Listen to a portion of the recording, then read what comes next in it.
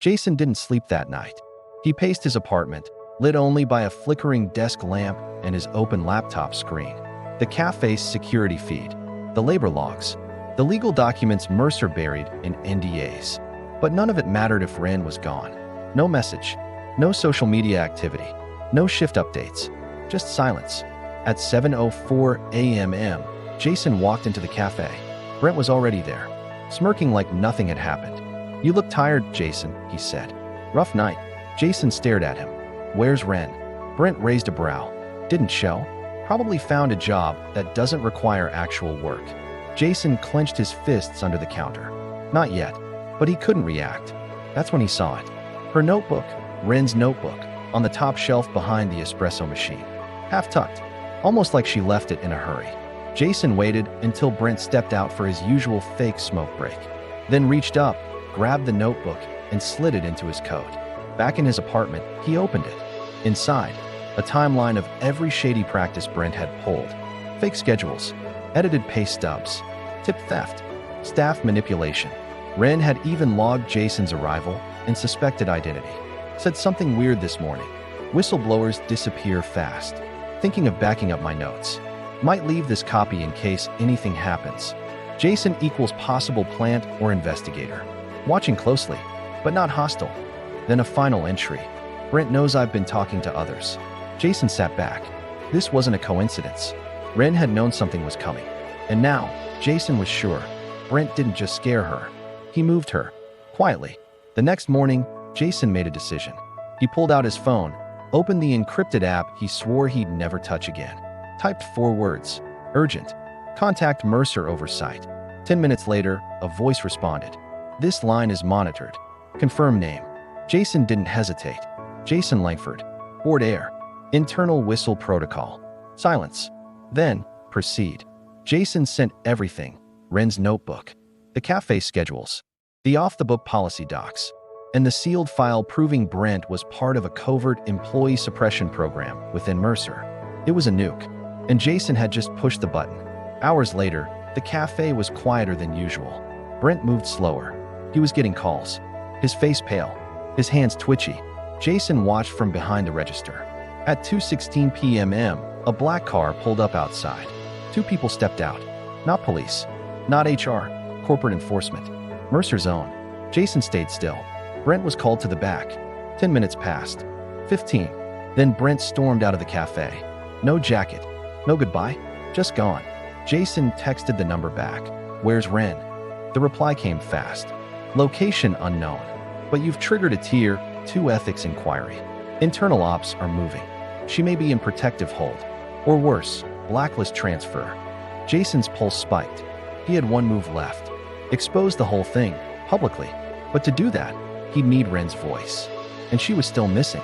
That night, Jason sat at the counter alone. 1 hour before closing, the cafe door opened. A woman walked in. She wore a hoodie, kept her head low. But Jason saw the eyes. It was Ren. She looked different. Shaken. Fierce. Jason stepped forward. Where have you been? She didn't answer. She looked at him. Then at the cafe. Then at her notebook in his hand. Signed an NDA. Leave the city. Never speak about what I knew. You read it. He nodded. Every word. Then she said something that stopped him cold. I need protection. They didn't fire me. They offered me money to disappear. Jason blinked. Did you take it? She looked down. Then back up, her voice steel. No. I recorded the conversation. I still have the contract. And I want to go public. But if I do, Jason didn't hesitate. You have it.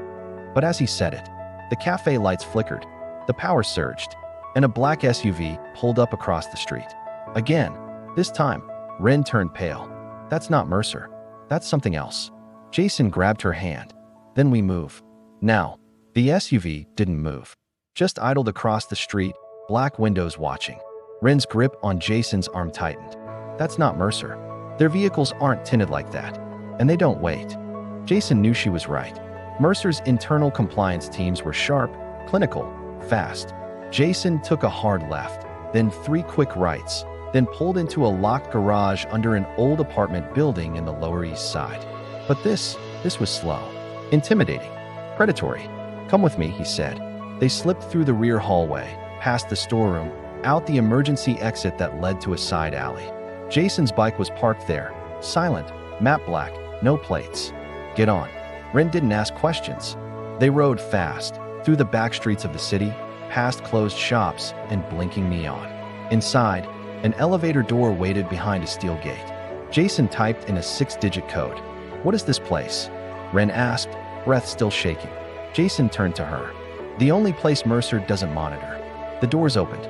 A dim-lit basement with reinforced concrete walls, servers humming quietly, and 3 desks covered in cables, monitors, and surveillance gear. They weren't alone. "If you want to blow this open, really open, we do it my way." At the back of the room stood a tall woman in combat boots and a sleeveless tactical vest. "You finally brought her," she said, eyes on Ren. "About time." Ren flinched. "Said they'd erase my debt, give me relocation.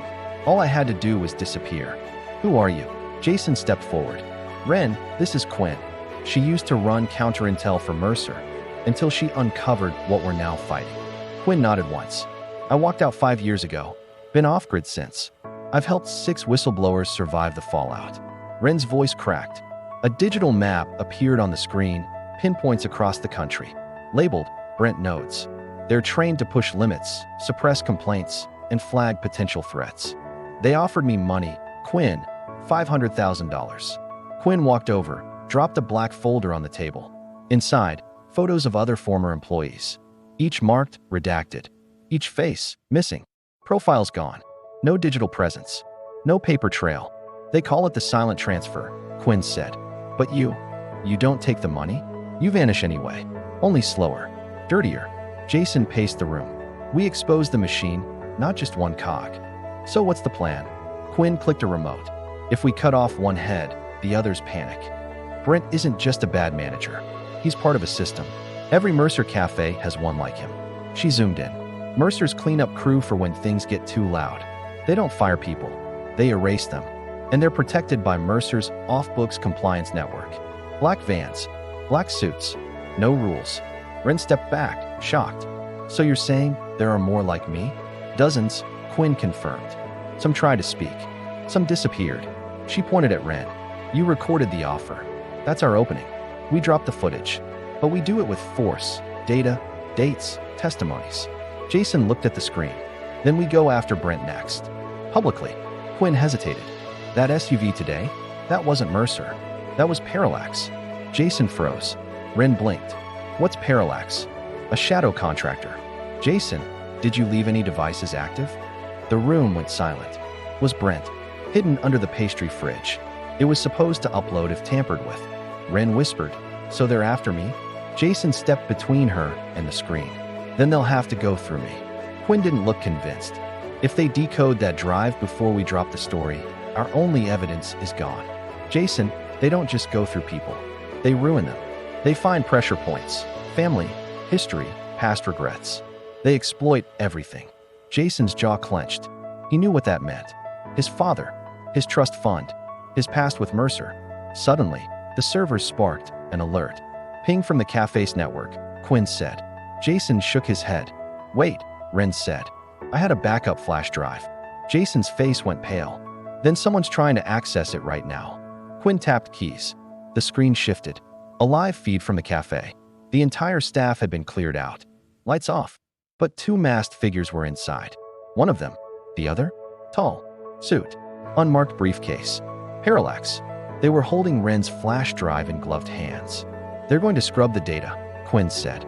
Jason's voice went cold. "Then we take it back." Quinn raised an eyebrow. "You're suggesting a reverse extraction? That's suicide." Jason looked at Ren. "You in?" Ren's eyes burned with rage. "Let's make them regret ever walking into that cafe." Thank you for watching. Subscribe for more. Watch out for part 4.